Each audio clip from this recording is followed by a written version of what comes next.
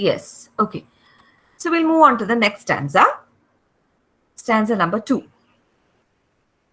What passion cannot music raise and quell? When Jubal struck the chorded shell, his listening brethren stood around and wondering on their faces fell to worship that celestial sound. Less than a god they thought they could not dwell within the hollow of that shell that spoke so sweetly and so well.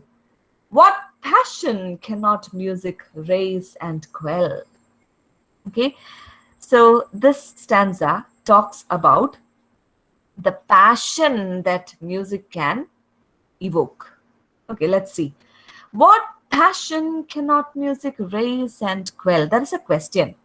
There's a question that wonders, is there any emotion, is there any passion that music cannot raise? Is there any passion or emotion that music cannot evoke? The answer is no. If you listen to a melody, you feel calm. If you listen to a hip hop, you feel like dancing to the upbeat. If you listen to a classical instrumental music, you feel a different emotion. If you listen to a violin, you feel a different emotion. If you listen to the drums, you feel like taka taka taka taka. That's your heart also beats to the drum beat, right? So something like that. Every musical instrument, every piece of music will be able to evoke some or the other passion. So that's the question. What passion cannot music raise and quell? Now, the second line shows the reference to a person called Jubal, Jubal. Jubal is the father of harp and organ. Jubal is supposed to be the father of harp and organ. Harp is also another instrumental, is another musical instrument. And Jubal is actually believed to be the father of music according to the Jewish history. Jewish history says that Jubal is the father of music. Now you can see the reference to Jubal in the Bible in the book of Genesis, chapter 4, verses 21. You can see there is the reference to Jubal. Okay, now what is the story of Jubal according to the poet?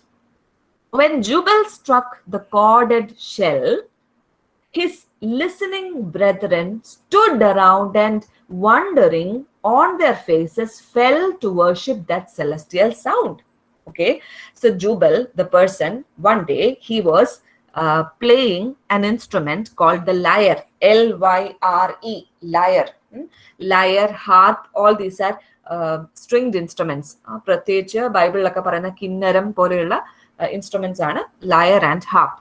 So Jubal, this person, was playing the lyre. That is what the reference to lyre is, what is mentioned in the chorded shell. The chorded shell refers to the lyre, Lyre.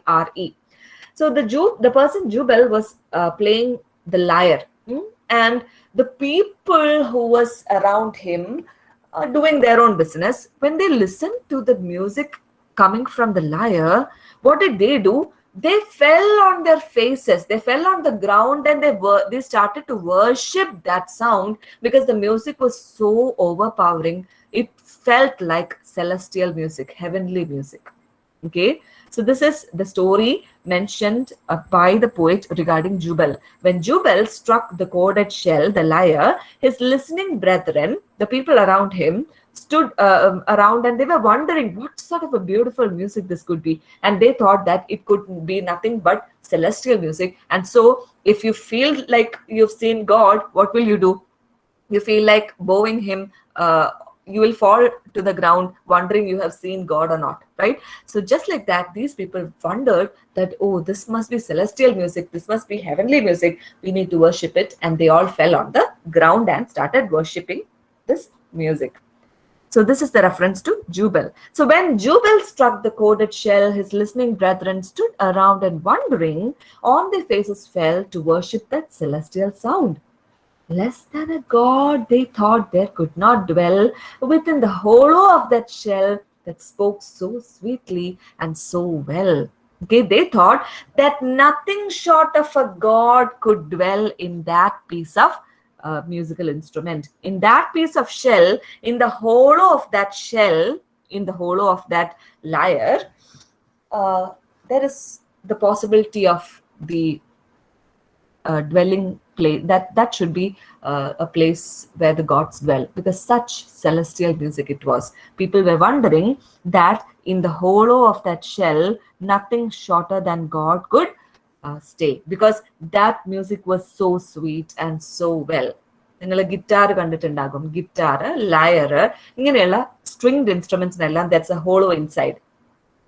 There's a mechanics of air passing through a hollow of that instrument, and also that air, when the strings are struck, and that air going and touching the hollow of that instrument comes out, you hear the stringed voice, for the violin, for the guitar, for the ukulele, for the lyre, all these musical instruments, they have some sort of a hollow inside. For the flute also, in fact, the air is passing through the hollow of a wooden piece, right? So all these instruments, the air has a hollow portion to pass, right?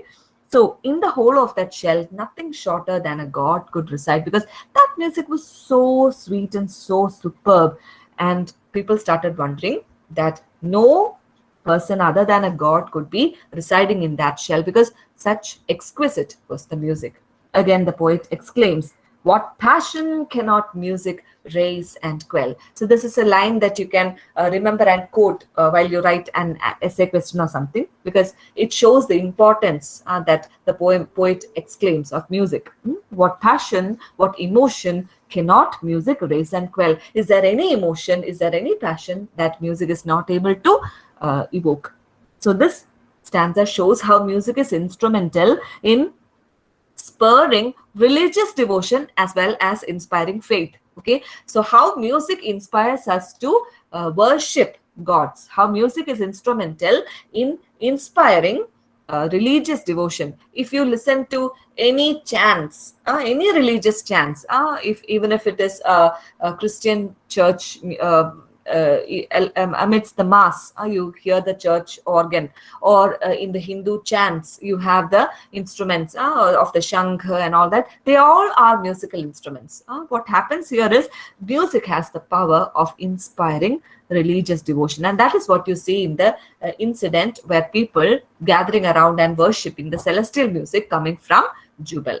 Okay, so this is the second stanza of the poem. I hope you have understood it. If you have any doubts, you can unmute yourself and speak, or respond in the chat box.